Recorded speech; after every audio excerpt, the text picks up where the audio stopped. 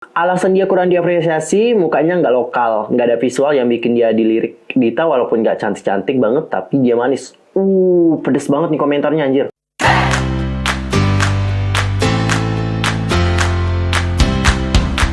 Annyeonghaseyo, Yusuf Kim Imnida. Welcome back to my channel. Gimana kabar kalian hari ini? So fine, so good, nothing problem kan? Nah, spesial banget nih kita berada di segmen K-popers bersuara. Jadi kemarin aku udah menjabarkan beberapa topik yang sedang hangat diperbincangkan oleh para K-popers. Dan di sana aku nanya pendapat dari para K-popers semuanya. Kalian pasti penasaran banget kan topiknya apa aja dan bagaimana komentar dari para netizen mengenai hal tersebut. By the way, sebelum itu pastikan dulu untuk bantu perkembangan channel aku dan jangan subscribe, like, dan komen. Follow Instagram aku di @userkim. Follow fanpage aku di Facebook yaitu Detektif Teori, follow juga Twitter aku di @userkim2.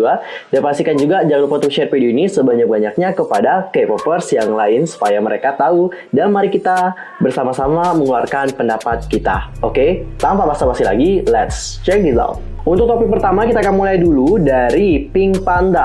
Apakah PINK PANDA ini akan nge-cover dance dari BLACKPINK lagi atau tidak? Seperti yang kalian tahu, beberapa hari sebelumnya Natia Shina, salah satu member dari PINK PANDA, mengalami kontroversi terkait komentarnya kepada beberapa idol. Salah satunya adalah Jennie BLACKPINK yang membuatnya mendapatkan banyak kritikan. Tak hanya dirinya, PINK PANDA, grup tempatnya berada, juga dikritik.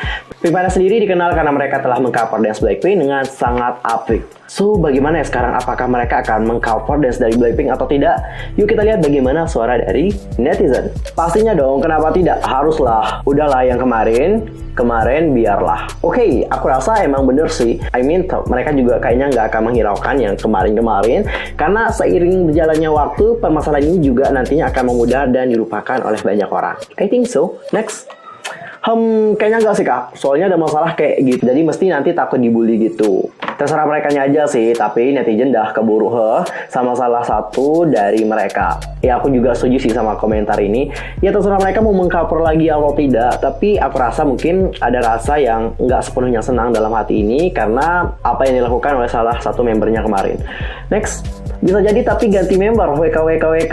Untuk ganti member kayaknya menurut aku enggak sih ya. Soalnya mereka kan udah bersama-sama dari dulu berempat. Masa sih karena masalah ini mereka akan meninggalkan satu sama lain? I think no. Next, bukannya mau nge-hate, tapi Tante Natia itu nggak tahu terima kasih banget kan, kesel gitu. Oke, bisa aja tapi views-nya nggak akan sebanyak dulu. Jangan salah. Siapa tahu nanti views-nya tambah banyak. Apalagi dengan permasalahan ini, serius. Terutama di Indonesia ini, semakin kalian punya banyak problem dan konflik, itu justru yang narik orang lain untuk nonton apapun tentang mereka itu makin banyak loh. Coba deh kalian lihat berbagai artis kontroversial Indonesia. Pasti mereka dapetin banyak views kok. Next, iya, tapi bakal banyak orang yang nggak sesenang dulu. Ini aku setuju, bener. Iya, mereka juga tetap akan cover ya. Tapi orang-orang lain kayak, ya nggak se-hype dan juga nggak sesenang seperti yang kemarin. Oke, next. Kalau di cover kali ini masih ada Tante Natia, aku bakal dislike sih pasti. Dislike atau like itu terserah kalian, tapi aku harap itu adalah keputusan yang baik ya. Mungkin sih masih nge-cover,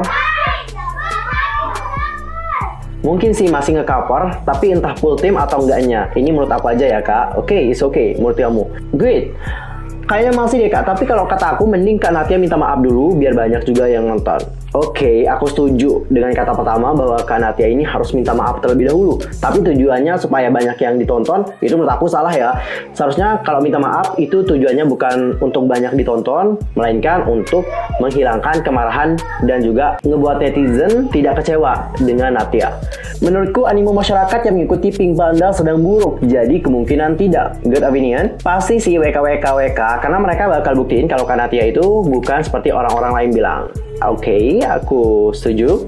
Kayaknya iya, tapi aku kayak nggak suka sama Kak Natia. Padahal dulu Kak Natia itu bias aku di PINK PANDA. Suka atau nggak sukanya itu juga terserah kamu. Kembali lagi ke diri kamu. Kagak cocok PINK PANDA nge-cover lagu BLACKPINK lagi. Apalagi udah nge-hate Jennie, kagak cocok. Lalu, tidak. Kalau iya sih nggak tahu mulu banget. Panas. Next, cover sih masih kayaknya kak buat konten. Pasti kak? Iya kayaknya. Nggak tahu sih, tapi kayaknya nggak deh. Gak usah lagi cover kalau bisa. Kayaknya sih tetap. Iya kayaknya. Sepertinya tidak. I think mereka bakalan gedein cover lagi. Mungkin mereka fokus dengan pekerjaan daripada hate comment. Oke, good opinion. Tak tahu, tapi kalau mau nge-cover silahkan aja sih.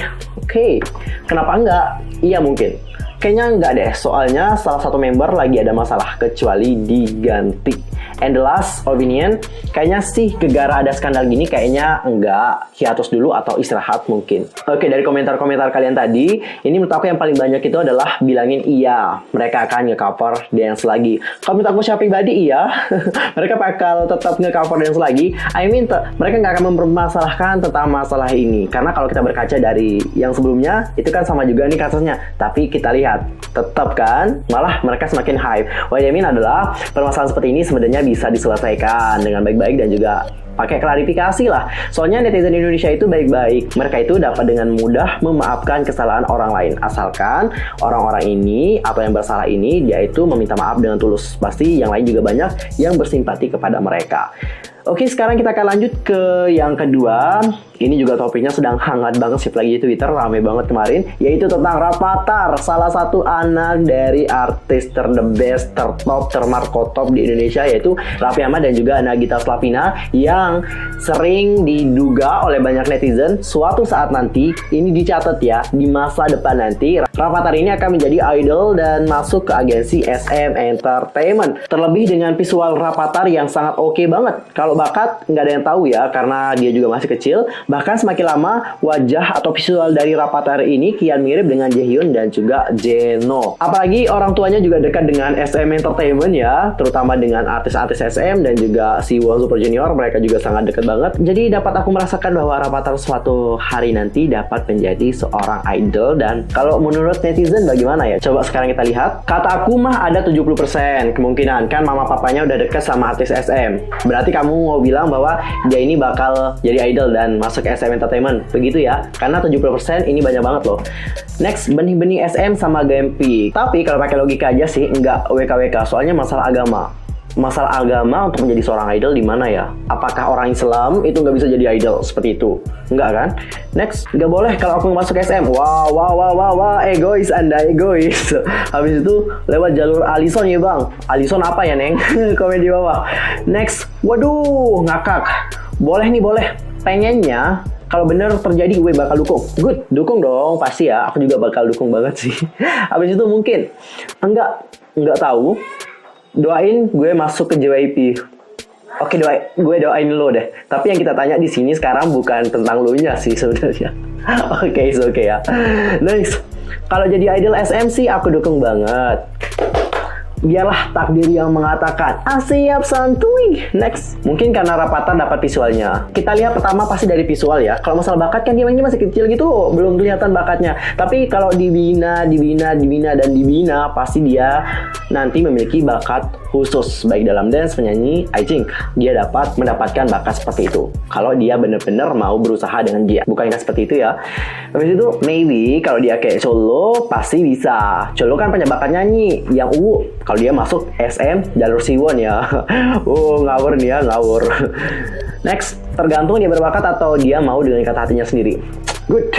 Habis itu mungkin tidak mungkin karena Rafathar masih kecil. Iyalah. Maksud kita yang kita tanyakan itu adalah di masa depan, bukan yang sekarang ya. Kalau sekarang kan emang masih kecil gitu. Nggak mungkin lah jadi idol disuruh ngedance umur yang sekarang. Dia juga bisa nyanyi, paling nyanyi balon gue ada 5 gitu kan nanti. Yang kita maksud di sini sekarang adalah di masa depan deh, bukan yang sekarang ini. Oke, di masa depan gitu loh maksudnya. Kalau sekarang ya nggak mungkin lah. Kemungkinan 50% secara dia visualnya mantep ya, si visual dari Rafathar emang good banget. Abis itu kalau Rafatharnya mau jadi idol, aku sih pasti dukung. Dan kita nggak bisa maksa Rafathar juga. Ya benar, kita nggak bisa maksa. Kalau yang aku lihat Rafathar nggak tertarik dunia entertainment gitu. Oke, ini kan masih penglihatan kamu ya. Tapi kalau aku rasa minat dari seseorang anak itu nggak bisa kita lihat di saat usianya masih kecil. Pas masih bayi atau seperti umuran Rafathar ini nggak akan ada yang tahu gitu loh minatnya kepada apa. Soalnya kalau masih anak-anak minatnya paling kepada mainan seperti itu kan. Bisa aja lewat jalur Om Siwon. Oke, mau juga ya aku kalau bisa lewat jalur Om Siwon. Udah ada bibitnya. Kalau aku yakin sih, tapi mudah-mudahan aja iya. Sesuai dengan suara dulu bang, nggak visualnya doang. Oke, kita masalah suara nggak ada yang tahu ya, karena Rafathar masih kecil juga sekarang. Tapi seperti yang aku bilang tadi, kalau dia dilatih dari sekarang, pasti dia nanti berbakat kok, punya suara yang bagus dan juga dance yang mantap. Dan masih banyak sih komentar-komentar dari netizen, tapi aku udah agak capek bacain, tenggorokanku udah sakit. Dan sekarang kita masuk ke topik yang terakhir. Ini adalah dari Loudi yang akan segera debut. Pertanyaannya adalah apakah debut dari Loudi ini akan disambut dengan antusias seperti Dita Karang yang kemarin. Seperti yang kalian tahu, salah satu putri asal Indonesia yaitu Dita Karang telah debut sebagai idol dalam grup yang bernama Secret Number. Debutnya Dita Karang disambut dengan sangat antusias oleh para netizen dan juga media ternama di Indonesia. Selain Dita, sebelumnya ada Loudi yang telah debut bersama dengan One For You. Namun saat itu K-pop belum sehit yang sekarang, sehingga saat Loudi debut yaitu kurang disambut dengan antusias. Namun grup dari Loudi yaitu One For You telah bubar dan sekarang ia dikabarkan akan segera debut kembali. Jadi GN Entertainment ini mengumumkan bahwa penyanyi asal Indonesia itu akan debut sebagai boy group dengan 4 member baru tahun depan. Loudi sendiri akan mengganti stage name-nya menjadi Bleu. Bleu. Cara bacanya gimana ya? Bleu, bukan Blue ya, Bleu. Bleu nggak sih? Ya gitu itu aja deh. Ia akan berperan sebagai leader. Wow, leader loh dalam grupnya. Adapun anggota lainnya adalah Hyunjin sebagai rapper, Moonbong sebagai main vokalis, serta Iron sebagai main dancer dan juga rapper. Dan coba sekarang kita lihat ya bagaimana pendapat netizen mengenai Loudi. Harus. Oke, sambut dong. Tidak karena pernah debut. Oke. Harusnya wajib stan Bleu. I didn't know. Abis itu ada yang bilang nggak tahu.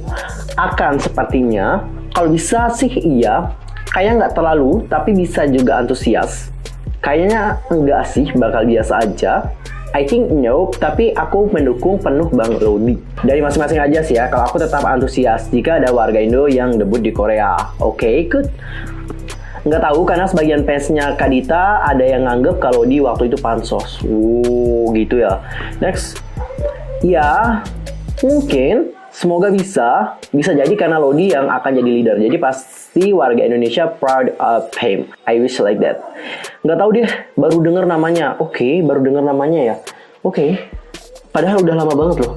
Maybe, tapi semoga ini Bleu, ditulis salah ya. Bleu bukan Bleu. Disambut kayaknya Kak Dita. Ada pasti karena sesama warga Indonesia. Yes, belum tentu kayaknya. Nggak tahu juga sih. Aku sih yes.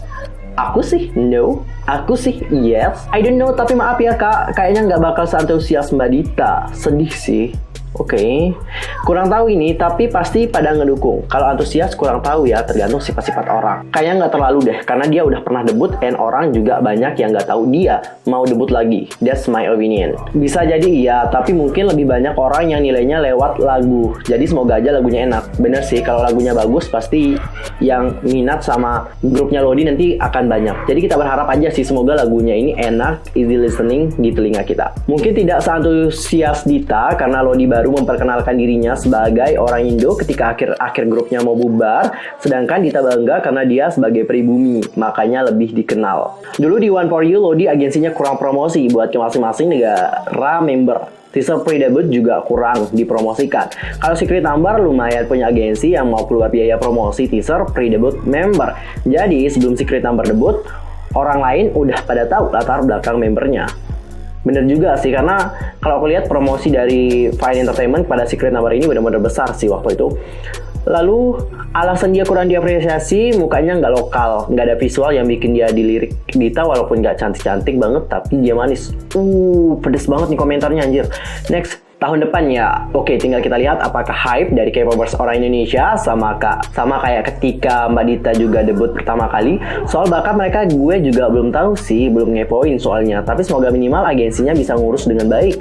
Apalagi menurut gue tahun depan bakal banyak grup baru yang debut, baik dari girl group atau boy group yang mana anggotanya udah dikenal duluan. Persaingannya juga ketat. Oke, jadi dapat kita simpulkan bahwa banyak dari kalian itu yang berpendapat ya sekitar 60% atau nggak 70% itu kayaknya ragu bahwa Loudi ini akan disambut seantusias saat Dita Karang. Karena banyak banget faktornya nih guys. Yang pertama adalah promosi. Promosinya juga kurang banget kan. Ya kita juga menunggu bagaimana promosi mereka selanjutnya, apakah akan secara besar-besaran atau tidak. Karena promosi emang sangat penting banget. Habis itu kalau seperti yang aku lihat-lihat, untuk boy group terutama di Indonesia itu kayaknya kurang dapetin perhatian lah dari banyak orang. Apalagi Kan banyak juga cowok-cowok nih, yang mana cowok-cowok itu biasanya sangat senang banget dengan girl band, girl group. Well, apapun yang terjadi ke depannya, kita harap semoga Loudi ini atau Bleu dapat membuat orang-orang lain terpikat pada mereka. Semoga aja lagunya easy listening, supaya orang lain juga dapat suka dengan grup baru dari Loudi.